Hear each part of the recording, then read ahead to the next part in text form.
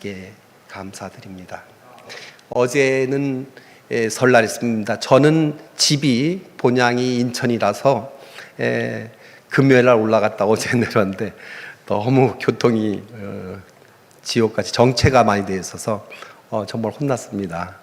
여러분들은 요 주위에 계시고 뭐 그렇게 멀리는 아니기 때문에 왕래가 그래 큰 불편은 없으리라 봅니다. 모두 다 하나님의 풍성하신 은혜 안에서 좋은 설을 세으리라 믿습니다. 오늘 본문의 말씀 요한복음인데, 요한복음은 여러분 잘 아시다시피 사복음서 중에 하나입니다. 마태복음은 왕으로 이 땅에 오신 예수님, 마가복음은 종으로 오신 예수님, 누가복음은 인간으로 오신 예수님. 그 요 세 복음서는 서로 그 예수님의 생애와 교훈에 대해서 비슷비슷한 관점을 가지고 이렇게 서술하고 있기 때문에 같은 관점에서 본다, 공관복음이다 이렇게. 그런데 요한복음은 그렇지 않습니다. 독생하신 하나님, 하나님의 아들로 이 땅에 오신 하나님. 그리고 요한복음 1장 1절 보면은 대단히 웅장합니다. 태초에 말씀이 계시니라. 이 말씀이 하나님과 함께 계셨으니 이 말씀은 곧 하나님이라. 우리가 마치 그 창세기 1장에 태초에 제가 대학교 다닐 적에 창세기 1장 3절을 읽고서 책을 덮었습니다. 너무 놀랍더라고요. 그래서 제가 교회를 못 다녔습니다. 하나님께서 이르시되 빛이 있으라 하심에 빛이 있었다라는 대목. 이제는 나이가 먹고 이렇게 제가 뭐 사회 경륜을 나름대로 이제 바깥 세상에서 하니까 God said, let there be light, and there was light. 이 말씀이 그렇게 두렵지 않지만은 대학생 때는 그것이 너무 두려웠어요. 내가 이렇게 저는 태초의 말씀이, 그 말씀이 하나님과 있고 그 말씀이 곧 하나님이었다는 이 요한복음, 요한의 고백, 대단한, 너무 웅장하고 장엄하다는. 특히 이제 우리 요한복음은 1장에서 12장까지는 예수님의 사역을, 13장에서 17장까지는 예수님이 갈보리 십자가에 매달리기 직전에 제자들을 위해서 이렇게 중보기도 하신 부분, 이런 부분이 나와 있는데, 사역 중에는 특히 7가지 이적을 말씀하고 계십니다. 우리가 가나의 혼인잔치에서 물을 포도주로 만드신 것, 그 다음에 가버나움에서 왕의 신하의 아들을 고치신 이적, 또 예루살렘 베데스다 연못에서 38년 된 그 환자를 치유하신 이적, 갈릴리 호수 부근에서 오병이어로 5,000명을 먹이신 이적, 또 갈릴리 호수를 걸어가신 이적, 또 날 때부터 맹인이었던 자를 고치신 이적, 베다니에서 죽은 지 나흘이나 된 나사로를 살리신 이적. 이런 특별히 7가지만을, 사실 이제 다른 복음서에는 귀신을 쫓은 이적 이런 것도 있었어요. 근데 그런 것은 안 했어요. 왜 그러냐면 요한복음서는 다른 복음서보다 한 30년 정도 늦게 서기 90년경에 만들면서 그런 귀신 따위 쫓는 것 정도는 그렇게 중요하지 않다. 이미 예수님이 이 땅에 오셔서 그리스도라는 것이 뭐 대부분 받아들이는 였기 때문에 그렇게 작은 것까지는 일일이 거론하지 않았어요. 그러나 그러한 7가지 이적을 통해서 예수님에 대해서, 예수님의 본성에 대해서 선언하고 있습니다. 그것을 우리가 자기 계시 또는 자기 선언이라고 하는데, 예컨대 나는 생명의 떡이다, 나는 세상의 빛이다, 나는 양의 문이다, 나는 선한 목자요 부활과 생명이다, 나는 길이요 진리요 생명이다, 나는 참 포도나무다. 이런 선언들을 하고 계셔요. 이 선언은 우리가 예수님을 연구하는데 요한복음서가 얼마만큼 귀중한 말씀인가를 가르쳐 줍니다. 오늘 본문의 말씀 통해서 주님의 기도라는 제목을 제가 달았습니다만, 우리가 주님의 기도라고 하면은 주기도문을 생각하기 쉬워요. 근데 이 주님의 기도라고 하는 상황은 뭐냐면 갈보리 십자가에 매달리기 직전에 감람산에 올라가서, 그죠? 결국 그 대제사장 가야바의 무리들한테 끌려가 가지고 빌라도에게 의해서 처형을 당하기 직전의 마음 상태가 어떤 마음 상태였는지 17장 1절로부터 26절까지 말씀을 하고 있어요. 그런데 여러분이 그 17장을 보시면 1절부터 5절까지는 예수님이 이 땅에 오신 사역에 대해서 말씀하시고, 나머지 6절부터 19절까지는 내가 이제 죽음을 당하고 부활하고 승천하게 되니까 이 제자들을 하나님이여 잘 돌봐달라는 중보 기도를 하시고, 또 20절부터 26절까지는 이 땅에 교회가 생기면은 예루살렘 땅의 사람들 뿐만 아니라 유대인의 땅의 사람들 뿐만 아니라 사마리아 사람들 뿐만 아니라 땅끝에 있는 사람들까지 저들이 내 백성이 되니 그들을 위해서 중보기도 하는 이런 내용으로 이렇게 나누어져 있습니다. 그래서 이 예수님이 십자가에 못 박히는 바로 전날에 기도하는 이 기도문을 우리가 읽을 때 정말 우리가 은혜 받을 수 있다는 겁니다. 여러분이 무엇으로 고통스러워합니까? 우리가 외로워서 고통스럽고, 괴로워서 고통스럽고, 아파서 고통스럽고, 슬퍼서 고통스러울 때 여러분은 요한복음 17장을 읽으십시오. 그러면 위로받습니다. 그 요한복음 16장 33절에 뭐라고 되어 있냐면은 이제 앞으로 제자들은 환난의 세상에 임할 것이나 나는 세상을 이기었노라, 이렇게 담대히 선언하면서 이 기도를 쭉 하시는 거예요. 결코 자기를 위해서 기도하지 않습니다.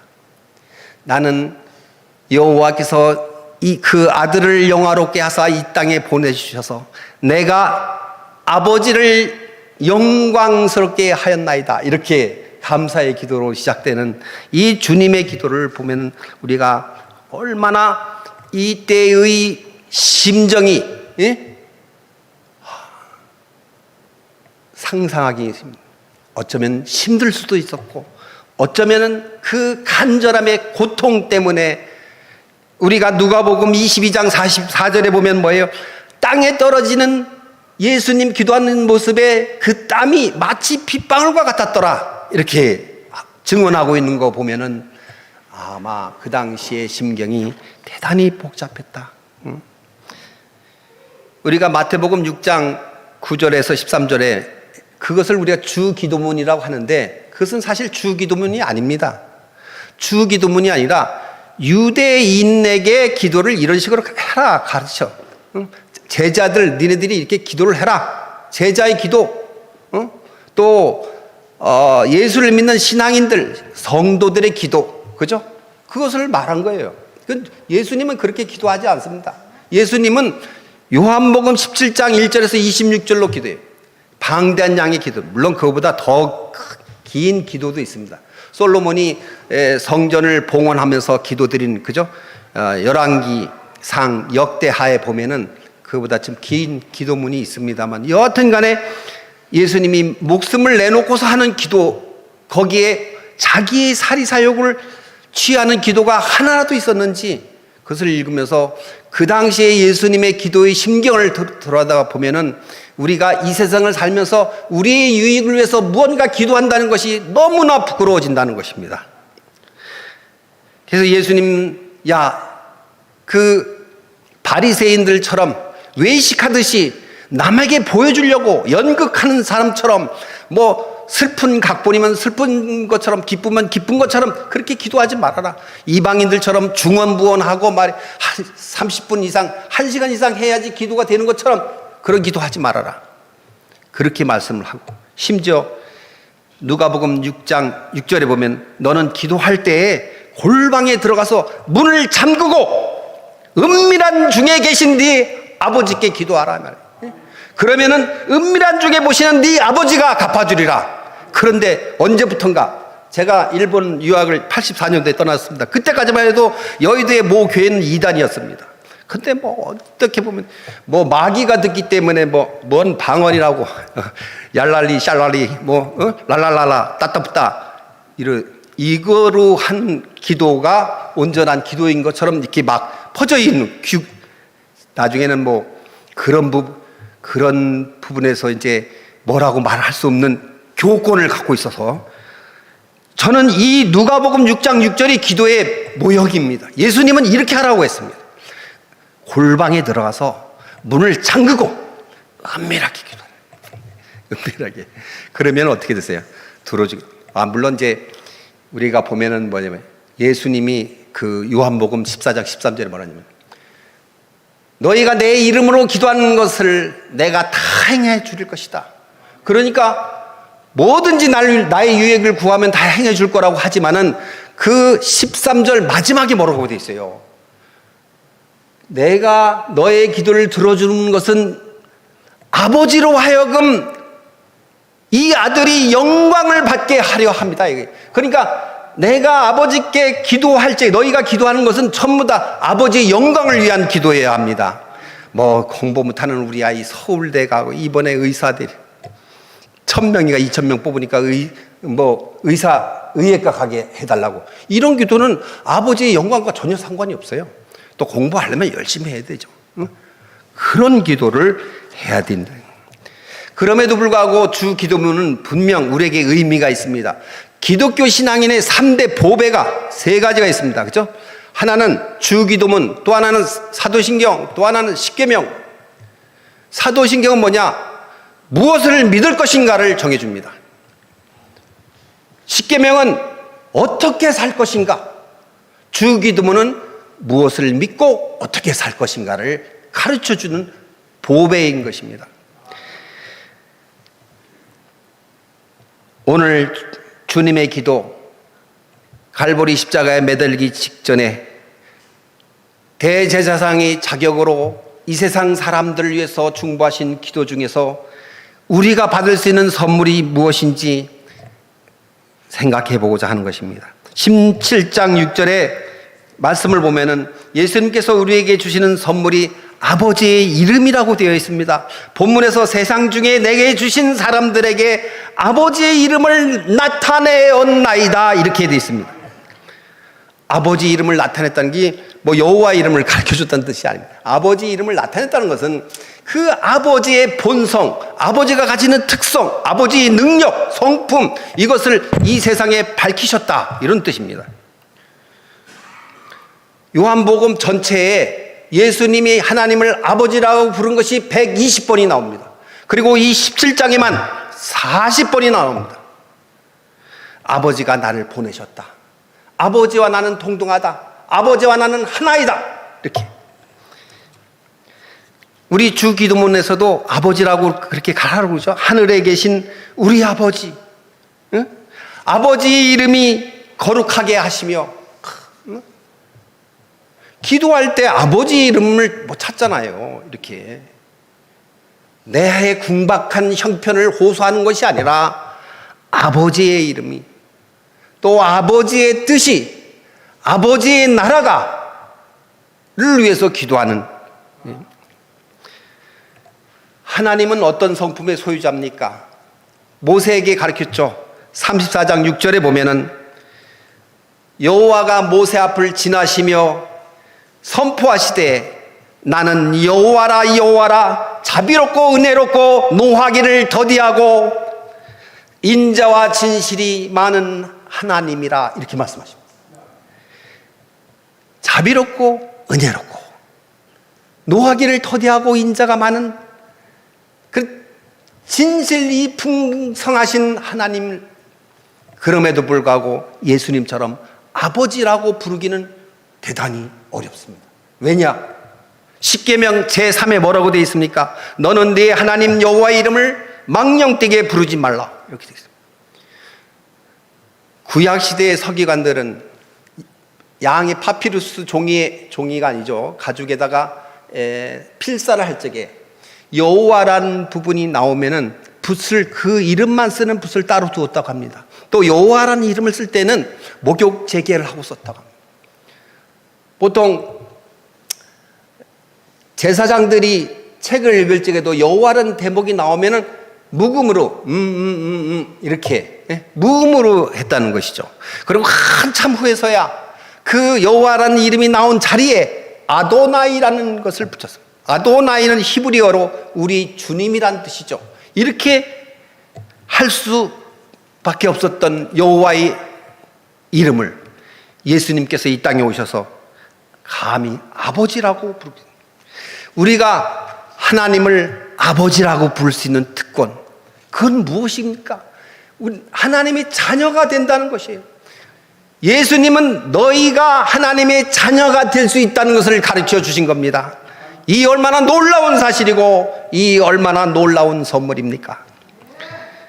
요한복음 1장 12절 13절에서 예수 그리스도를 영접하는 자 곧 그 이름을 믿는 저들에게는 하나님의 자녀가 되는 권세를 주셨으니 이는 혈통으로나 육정으로나 사람의 뜻으로 나지 아니하고 오직 하나님께로부터 난 자들이니라. 아멘. 예수님은 이 땅의 죄인 우리로 하여금 하나님을 자녀로 삼기 위해 십자가에 매달리시오. 그러기 위해서 이 땅에 오신 겁니다. 우리가 하나님의 자녀가 되었을 때 비로소 우리는 예수님과 더불어 하나님 왕국에 거할 수 있게 되는 것입니다. 이방인인 우리나라 사람들도 마찬가지죠. 예수 그리스도를 영접함으로 기꺼이 하나님의 권속이 되고, 하나님의 권속이 된다는 것, 누구의 권속이 된다는 게 뭡니까? 같은 식구가 된다는 것이죠. 그래서 이렇게 하나님의 권속이 되는 것은 하나님께서 우리에게 주신 실로 놀라운 은혜가 아닐 수 없는 겁니다. 올 한 해 동안 우리 광남교회 성도 여러분들께서는 하나님의 자녀라는 것을 담대히 선포하면서 주 예수 그리스도만을 붙잡고 나아가는 축복된 삶이 되시기를 예수 이름으로 기도드립니다. 두 번째 선물입니다. 17장 8절의 말씀입니다. 그것은 아버지의 말씀이에요. 본문을 보면은 나는 아버지께서 내게 주신 말씀들을 그들에게 주었사오며 그들은 이것을 받고 내가 아버지께로부터 나온 줄을 참으로 아오며 아버지께서 나를 보내신 줄도 믿었사옵나이다. 라고. 우리는 이 말씀의 증언을 통해서 예수 그리스도, 예수님은 하나님이 보내신 그리스도라는 것을 알았습니다. 우리는 이 말씀으로 예수님을 믿게 되었습니다. 우리는 이 말씀으로 우리 인생이 다시 태어날 수 있는 놀라운 경험을 하게 되었습니다. 그리하여 우리는 요한복음서의 가장 핵심적인 주제가 되는 3장 16절 17절 3장 16절 17절, 이게 요한복음서의 가장 주제죠. 아니, 신약 성경의 주제가 여기에 있습니다. 우리 다 함께 3장 16절 17절 읽어보겠습니다. 시작. 하나님이 세상을 이처럼 사랑하사 독생자를 주셨으니 이는 그를 믿는 자마다 멸망하지 않고 영생을 얻게 하려 함이니 하나님이 그 아들을 세상에 보내신 것은 세상을 심판하려 하심이 아니로 그로 말미암아 세상이 구원을 받게 하려 하심이라. 아멘. 본문의 말씀하면서 이 세상에 가장 위대한 사랑이 있습니다. 그 사랑은 하나님의 사랑입니다. 이 본문의 말씀에서 가장 이 세상에서 위대한 선물이 있습니다. 바로 그것은 예수 그리스도입니다. 독생자 예수님, 독생자 예수님이라고 하면은 인간의 외아들로서의 예수란 뜻은 아닙니다. 우리가 요한복음 1장 18절에 보면은 독생자 예수님이 독생하신 하나님이다. 인간의 외아들이 그런 표현이 아니죠. 하나님의 아들 독생하신 하나님을 믿는 자마다 멸망하지 않고 영생을 얻게 된다, 이런 말씀이죠. 성도 여러분, 하나님의 말씀, 성경이 없는 세상을 상상해 보신 적이 있습니까? 성도 여러분, 아버지의 말씀이 없는 교회를 상상해 보신 적이 있습니까? 성도 여러분, 아버지의 말씀이 없는 성도들이 과연 상상이 되십니까? 지금부터 약 1600년 전 어려서 가졌던 신앙을 떠나 방황하던 한 청년이 있었습니다. 그는 방탕한 쾌락에 몸을 던져보기도 하였고 심지어 이단 종교인 만이교에 빠져보기도 했습니다. 그러나 그는 그 어디에서도 삶의 해답을 얻지 못했습니다. 그런 와중에 그는 점차 삶의 몹시 지쳐가게 되었고, 그러던 어느 날 이웃집 마당에서 어린애들이 뛰놀며 노는 소리가 들렸습니다. 톨레레게, 톨레레게, 뜻인즉 pick it up and read it, 들어서 읽어라 하는 뜻입니다. 도대체 무슨 소리지? 뭘 집어서 읽으라는 거야? 이 청년은 주위를 두리번 방 한 구석에 먼지가 다복히 쌓인 성경책 한 권이 있었습니다. 그는 무심코 그 성경책을 펼쳐보았습니다. 로마서 13장 11절 이하의 말씀이 그의 눈에 들어오는 겁니다. 제가 읽어보겠습니다. 또한 너희가 이 시기를 알거니와 자다가 깰 때가 벌써 되었으니 이는 이제 우리의 구원이 처음 믿을 때보다 가까웠습니다. 밤이 깊고 낮이 가까웠으니 그러므로 우리가 어둠의 일을 벗고 빛의 갑옷을 입자. 낮에와 같이 단정히 행하고 방탕하거나 술 취하지 말고 음란하거나 호색하지 말고 다투거나 시기하지 말고 오직 주 예수 그리스도의 옷을 입고 정욕을 위하여 육신의 일을 도모하지 말라. 아멘. 기독교 역사상 가장 위대한 사상가요 신학자였던 성 어거스틴이 탄생하는 순간이었습니다. 이 하나님의 말씀이 이 아버지의 말씀으로 하여 그의 인생이 송두리째 변화한 것입니다. 미국의 현대사에서 가장 존경받는 대통령이 있습니다. 그건 누굴까요? 아브라함 링컨입니다. 그가 10살 때 어머니가 돌아가시면서 그에게 성경책을 건네줍니다. 얘야, 이 책은 낡고 헤어졌지만 우리 집에 보배란다. 내가 너에게 10만 평의 땅을 줄 수 있는 것보다도 이 다 떨어진 성경책 한 권을 전해주는 것을 너무 기쁘게 생각한다. 얘야, 너는 성경의 사람이 되어다오. 너는 하나님과 이웃을 사랑하는 사람이 되어다오. 이것이 네 엄마의 마지막 부탁이란다. 그 소녀는 나중에 대통령이 되었습니다. 그리고 그는 성경책에 손을 얹고 대통령 선서를 했습니다. 그는 취임사에서 오늘의 나를 나로 만들어준 것은 바로 이 성경책이었습니다 라는 유명한 고백을 하게 된 것입니다. 1517년 10월 31일 사제였고 신학자였던 한 사람이 자기가 가르치는 대학 비텐베르크 대학 정문에 95개조의 반박문을 내걸었습니다. 당시 로마 교황청이 베드로 성당 건축 기금을 조성하기 위해 성직매매, 면죄부 판매 등을 일삼고 있던 때에 마틴 루터는 조용히 로마서 1장 17절을 읽습니다. 복음에는 하나님의 의가 나타나서 믿음으로 믿음에 이르게 하나니 기록된 바 오직 의인은 믿음으로 말미암아 삶이라. 아멘. 오직 성령, 오직 믿음, 그리고 오직 은혜. 라틴어로 한번 해볼까요? 오직 성경, 솔라 스크립트라. 오직 믿음, 솔라 피데. 오직 은혜, 솔라 그라티아. 오직 예수, 솔라 크리스투스. 오직 하나님께 영광, 솔라 데오 글로리아. 이 5개의 외침이 당시 종교계에게 크나큰 횃불이 되어 일어섰던 것입니다. 당시 거대 교권과 맞서 당당히 싸울 수 있었던 것은 바로 이 말씀의 힘에 은혜 입었기 때문입니다. 삶의 거친 고해의 바다를 누비며 살아가야 하는 우리에게 끝까지 힘과 용기를 주는 것도 바로 아버지의 말씀입니다. 아버지의 말씀, 하나님의 말씀이야말로 오늘 사는 우리에게 아무 대가 없이 주어지는 가장 큰 선물이 아닐 수 없습니다. 괴롭고 힘들 때나 외롭고 고달플 때도 언제나 아버지의 말씀을 붙들고 끝까지 견디어 마침내 승리하는 우리 강남교회 성도님들이 삶이 되시기를 주님의 이름으로 축원합니다.